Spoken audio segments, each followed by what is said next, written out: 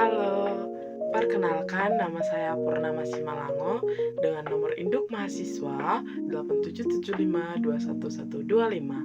Hari ini saya akan melakukan praktikum IPA yang berjudul pencernaan makanan, yaitu sistem pencernaan.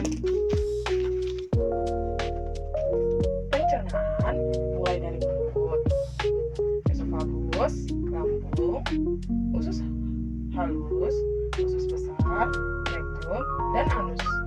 Saya akan menjelaskannya ya, tapi tahu dulu kenapa ada pankreas, kenapa ada liver. Saya akan menjelaskannya kenapa ada pankreas, liver, dan empedu di dalam video ini. Yang pertama, mulut. Pencernaan dimulai dari mulut. Saat makanan masuk dari luar tubuh, di mulut terjadi pencernaan mekanik, yaitu makanan dihancurkan secara fisik oleh gigi depan untuk memotong, gigi taring untuk merobek geraham, menggiling makanan sampai menjadi partikel yang lebih kecil. Selain itu, di mulut terjadi pencernaan kimiawi awal. Kelenjar air liur menghasilkan cairan yang disebut air liur. Air liur mengandung enzim amilase atau biasa disebut pitanin. Enzim ini bekerja mengubah zat tepung menjadi gula sederhana seperti maltosa. Selain itu, dalam mulut, lidah membantu mengaduk makanan dan membentuknya menjadi bolus, yaitu gumpalan makanan yang lebih halus dan mudah ditelan. Yang kedua, kita masuk ke esofagus. Esofagus setelah masuk dari mulut, makanan masuk ke esofagus atau lebih dikenal dengan sebagai kerongkongan. Esofagus adalah saluran otot yang menghubungkan mulut dan lambung. Di sini hampir tidak ada pencernaan kimiawi, tetapi terjadi pencernaan mekanik, yaitu gerakan otot ginting esofagus yang mendorong makanan turun ke dalam lambung. Jadi fungsi utama esofagus adalah mengalirkan makanan dari mulut ke lambung dengan cara mendorongnya secara mekanik tanpa banyak reaksi kimia. Kita langsung lanjut ke lambung. Makanan selanjutnya masuk ke lambung.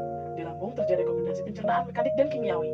Pencernaan mekanik terjadi karena dinding lambung yang berotot terus mengaduk makanan sehingga makanan tercampur rata dan berubah menjadi bubur cair yang disebut cingak. Pencernaan kimiawi terjadi dengan bantuan cairan lambung yang disebut getah lambung. Getah lambung mengandung asam klorida atau HCl. Nah, sekarang kita masuk ke pankreas.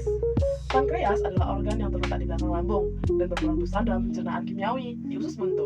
Pankreas menghasilkan cairan yang disebut getah pankreas yang mengandung beberapa enzim penting.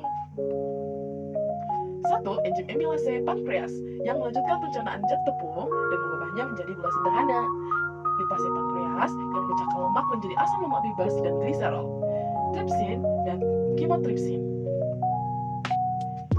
yang mengubah protein dan peptida dari lambung menjadi peptida lebih kecil, lalu dipecah menjadi asam amino oleh enzim lain di usus halus.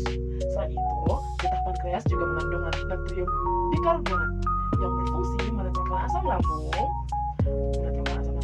dan enzim-enzim bisa bekerja dengan baik. Jadi, pankreas berperan sebagai pabrik enzim yang membantu usus halus mencerna hampir semua jenis nutrisi dengan sempurna. Organ bantu berikutnya adalah hati atau liver. Hati menghasilkan cairan pencernaan yang disebut empedu. Empedu tidak mengandung enzim, tapi mengandung garam empedu yang berfungsi sebagai pengemulsi lemak. Artinya, garam empedu mengubah lemak besar menjadi tetesan lemak kecil yang lebih luas permukaannya. Empedu ini disimpan dan dikonsentrasikan di kantong empedu. Saat kita makan makanan yang berlemak, kantong empedu melepas empedu ke usus halus, tepatnya di bagian duodenum. Ketika lemak sudah dipecah menjadi titisan kecil, enzim lipase dari pankreas lemak jadi asam lemak dan gliserol dengan lebih mudah. Jadi fungsi utama hati dan empedu, liver atau hati dan empedu adalah membantu pencernaan lemak sehingga lemak menjadi diserap dengan baik di usus halus. Selanjutnya kita masuk ke usus halus. Perjalanan pencernaan kimiawi mencapai puncaknya yaitu di usus halus.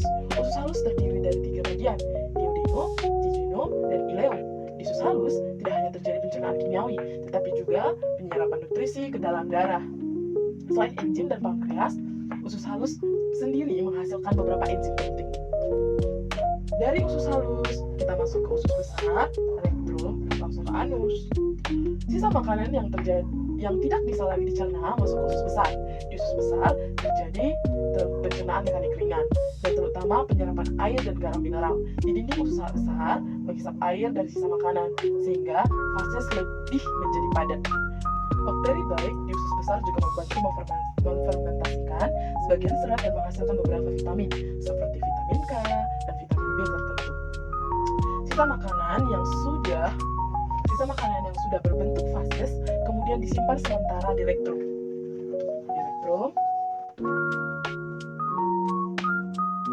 Rektrum adalah bagian ujung usus besar yang berfungsi sebagai penampung. Ketika rektrum penuh, fases akhirnya dikeluarkan lewat anus yang dibuka dan ditutup oleh otot. Jadi, hasil akhir dari pencernaan adalah zat makanan berguna diserap dan digunakan dalam tubuh, sementara sisa makanan yang tidak terpakai dibuang sebagai fases atau kotoran. Sekian video dari saya dari sistem pencernaan yang telah saya tuturkan. Sekian dan terima kasih.